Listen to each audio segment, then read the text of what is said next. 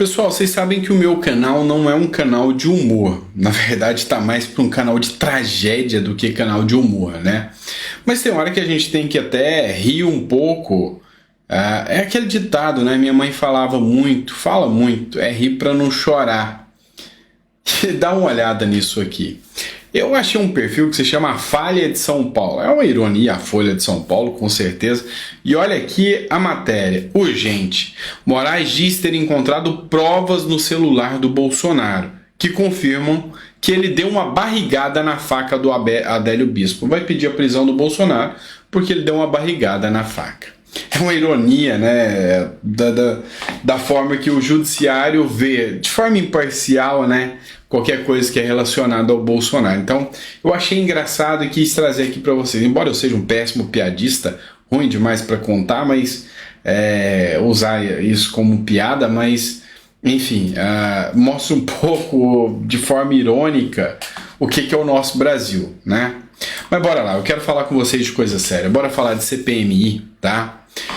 Foi publicada uma matéria no Revista Oeste que diz que se depender de Randolfo Rodrigues, a CPMI só vai funcionar no final do mês e olhe lá. O que o Randolfo Rodrigues vem fazendo? Ele vem articulando, ganhando prazo para poder fazer mais articulações e minar a CPI dos atos antidemocráticos. Hoje, o Planalto, que é a base do Lula, já conseguiu 20 integrantes, de um total de 32, ou seja, 20 já é garantido do governo. Sem contar aquela parte que é centrão, né? Vai comparecer lá, mas não é a parte que vai fazer realmente uma oposição séria. E vai ter uma pequena base da oposição. Então, que vai ter lá para fazer um trabalho mais sério mesmo, na faixa de 6, 7 deputados que vão poder entrar e fazer um trabalho mais barulhento, deputados e senadores em conjunto. Então, assim, a gente vai estar acompanhando tudo. E mais uma derrota que acaba de ser divulgada até no jornal O Globo. Os bolsonaristas, né, pressionam, mas União Brasil vai deixar o Moro na suplência da CPI de 8 de janeiro. O senador de oposição quer ser titular do colegiado, mas enfrenta resistência na bancada. Alcolumbre e Sonatronic devem representar o partido. Pelo amor de Deus, né, gente? Alcolumbre, vocês sabem muito bem como é. Então, assim, é aliado do governo, é aliado de quem está no poder, né, o Alcolumbre. E a Soraya Tronic também deixou a desejar muito com a base que a elegeu. Então, Moro vai ficar na segunda suplência, né? Na segunda suplência. Então, primeiro o Alcolumbre, depois a Tronic, depois o Moro. Então, assim, é uma péssima notícia para nós que queríamos ver a atuação do Moro, até porque o Lula tem um recalque, né? Lula queria ter a inteligência do Moro, mas não tem. E vai usar o quê? A arma que ele tem, que é a vingança. Mas vamos lá, eu disse para vocês que o nosso canal não é canal de comédia, tá? Tá mais para tragédia. Mas tem hora que acontece algumas coisas que não é igual a da Folha de São Paulo, não, mas deixa a gente boquiaberto, a gente não sabe se ri, se chora, o que está acontecendo. Olha essa matéria que foi divulgada no Jovem Pan. O vice-presidente do PP, que é o Washington Quaquá, do PT, tá, pessoal? Se solidarizou com o Bolsonaro e criticou a operação da Polícia Federal. Falou que é uma operação espetaculosa, que não faz sentido e não tem razão de ser, mesmo ele sendo petista e ex-presidente do PT. E o porquê que acontece isso? A Gleisi Hoffmann partiu para cima do Quaquá num evento que o Quaquá apareceu do lado do Queiroga. Então ela xingou ele de tudo quanto é nomes. E Quaquá falou que ele não é radical igual a ala do PT é. E agora, nesse evento aí, dessa, vamos dizer assim, desse escândalo, o maior escândalo de corrupção do mundo, que é o cartão do Bolsonaro. Para mim, é o maior escândalo de corrupção do mundo. Mensalão e Petrolão fica no chinelo. Afinal, Bolsonaro falsificou os dados de uma vacina. Ele falou que não vacinou e alguém colocou dado que ele está vacinado. Isso aqui é um escândalo maior do que esse, cara? Isso aí era para acabar com o Brasil, não é? Ironia. Mas assim, enfim, o grande ponto agora que a gente vê é que a coisa é tão teratológica, tão escatológica, tão ilógica, que até o presidente do PT, o ex-presidente do PT, sai em solidariedade ao Bolsonaro devido às ações tomadas por um ato tão, tão pequeno em relação à proporção do que aconteceu. Deve ser investigado? Deve, mas é totalmente desproporcional a qualquer lógica racional que o direito possa apresentar. Olha só essa outra matéria da Jovem Pan, eu evitei e nem falei sobre esse assunto da capivara filó. Sabe por que eu não falei da capivara filó? Porque a capivara filó, ela nem se compara à capivara que os políticos brasileiros têm. E se você não sabe o que é capivara, nós no mundo jurídico, é uma gíria, é lógico, mas entendemos como a capivara a ficha criminal dos políticos. O próprio presidente da República tem a sua capivarinha de estimação. Nem é capivarinha, é um capivarolofante, se é que você me entendeu. Então, assim, eu não dei muita atenção a essa questão da capivara filó, mas eu resolvi comentar aqui. A deputada do Amazonas, Joana Dark, ela esteve acompanhando esse caso da capivara filó, tá? E ela disse que o IBAMA prendeu a filó em local sucateado e com remédios vencidos. Vamos entender o teorzinho político disso aqui para mim resolver comentar sobre a capivara filó. Tinha um influenciador digital lá do Amazonas e a turma da lacração quis persegui-lo. Por quê? Porque ele ficava postando videozinhos fofos dele brincando com a capivara, que se tornou um animalzinho de estimação.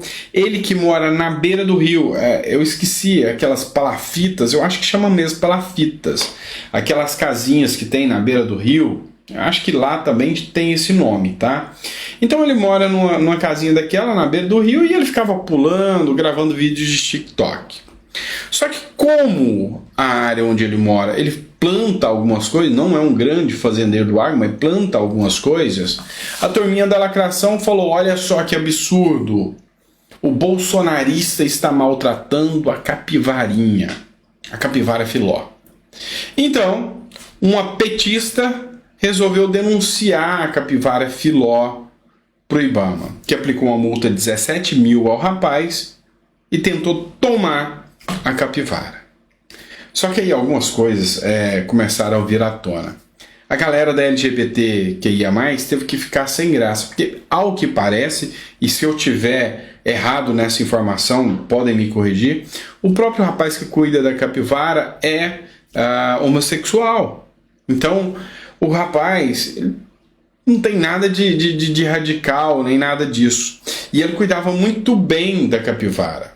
E o IBAMA, para punir esse rapaz, foi lá e pegou ela, que era muito bem cuidada com ele, e enfiou numa jaula, péssimas condições, com remédios vencidos. É o que alega a Joana Dark. E isso tomou repercussão nacional. Tá? Grandes influenciadores partiram para cima do IBAMA, mas batendo muito.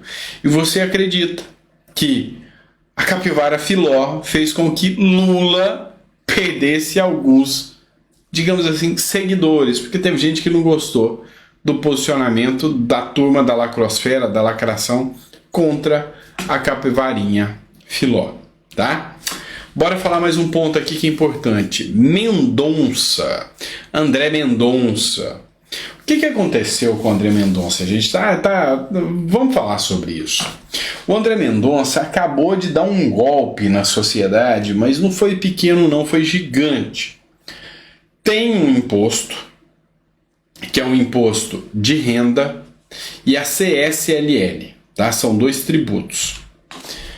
Havia um entendimento do STF que quando você conseguir uma isenção fiscal, isso não é considerado para você como receita. Você bateu o imposto, mas isso não é lucro para você.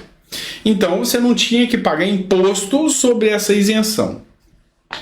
Mendonça tinha parado esse julgamento para julgar contrário a esse absurdo. E depois de um diálogo, de um aceno do Haddad, da Tebet, o Mendonça voltou atrás e agora o governo vai lucrar 90 bilhões por ano, cobrando esses impostos sobre o consumo.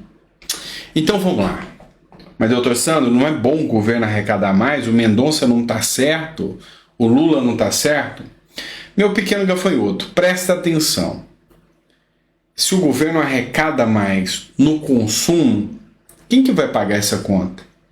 Pois é, sou eu, eres tu, nós dois, os bobos aqui. Então são 90 bi a mais que vai sair do bolso de algum palhaço, ou de 220 milhões de palhaços, para bancar essa farra toda, para bancar tudo isso. Então, o que o Mendonça fez foi dar um cheque em branco, uma carta bonita para o Lula ganhar 90 bi a mais, depois de um diálogo com o Mendonça. Mas seu dinheiro vai ser bem utilizado. Já foi mais de 10 bi liberados aí para um tal Ministério da Cultura. Agora, esse mês, mais 3,8 bilhões só nesse mês para Cláudia Raia, para a turminha da Lacrosfera, para Disney. Pois é, para essa turma pobre. Então, pessoal, o que eu quero que vocês entendam? Quando eu critico aqui essa arrecadação aí, é porque isso é baseado no consumo, vai ficar mais caro, o seu arroz vai ficar mais caro, a sua carne vai ficar mais cara. Esses 90 bilhões de reais não surgem do nada, surgem do seu suor e do meu suor. Então é por isso que eu sou tão crítico, tá? Por isso que eu sou tão crítico. Ainda tem gente que me aparece, mas ele só sabe detonar o governinho Lula, meu Lulinha. Meu amigo, eu sei me defender e defender o meu povo. Então, presta atenção, abra os olhos e saiba que tirar dinheiro do povo é condená-lo à miséria. O brasileiro já mal tem condição de comer. Tirar mais 90 bi do brasileiro, você sabe aonde isso vai parar, né? Cuba, Venezuela, já comprou sua passagem? Porque daqui a pouco vai ser igual. Tá certo? Pois é, pessoal, obrigado por ter ficado até o final do vídeo. Eu volto, tem mais um editorial, vocês sabem que é 5, tá? Eu não preciso nem falar mais, são 5 editoriais todo dia. Então, gratidão, muito obrigado. Em 5 minutos entra nos 13 minutos, então não vou ficar até lá não. Obrigado, fiquem com Deus e até o próximo vídeo.